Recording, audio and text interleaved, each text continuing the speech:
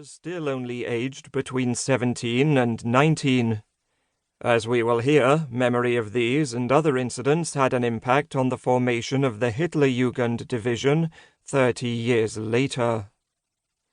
By early 1943, the tide of the war was turning against the Third Reich, with the disaster at Stalingrad, where Feldmarschall Paulus surrendered the remaining 91,000 men of his Sixth Army, casting a long shadow over the German war effort.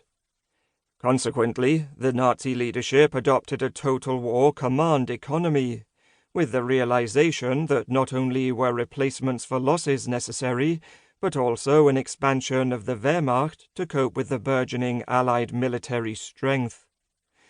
In addition, there was a need to match Allied war production. The German solution to this was an increased use of youth service and slave labor based on Albert Speer's industrial genius. Origins of the Hitlerjugend Division. The original idea for the formation of the Hitlerjugend Division emanated from SS Gruppenführer Berger, head of the SS Central Office. The idea to create a division of 17-year-olds was quickly taken up for development by Stabsführer Merkel and Arthur Axmann of the Reich's Youth Directorate. During the second week of February 1943, Hitler gave his authorization to recruit the division from the Hitlerjugend movement. A staff officer wrote, "I have submitted to the Führer your offer, on behalf of the youths born in 1926, to form a division of volunteers for the Waffen SS, and of the same value as the Leibstandarte. I have also informed him of your desire and request that this division be identified in a manner which would clearly emphasize its origins and its simultaneous membership in the HJ. The Führer was highly pleased and has directed me to convey to you that you should immediately begin the recruiting of volunteers." The Hitlerjugend, HJ, from which the volunteers for the division would be drawn, came into existence in 1922 alongside the National Socialist movement, and by 1926 was formally a part of the Nazi Party structure with the title of Hitler Youth, League of German Worker Youth. As the Nazi Party expanded, so did the HJ, along with junior and girls' equivalents.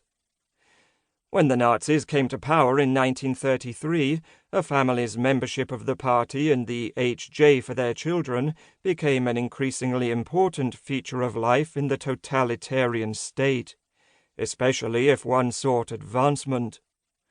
In 1936, as the Nazi grip on the state tightened, with its membership standing at 5 million, all Aryan youths were required to join the HJ.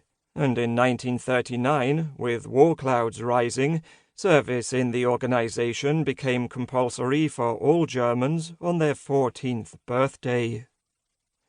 The Deutsches Jungvolk and the Hitlerjugend, with its compulsory membership for 10 to 18-year-olds, was always both political and military in nature and aims.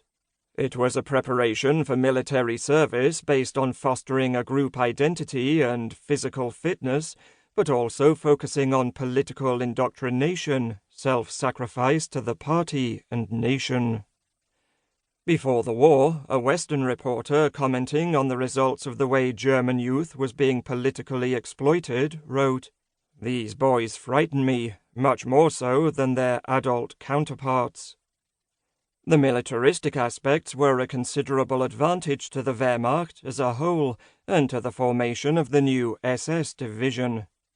Boys from the age of 10 were not only indoctrinated, with many expressing a wish to die for their country, but had taken part in field day/games based on military skills, toughening up, and obedience.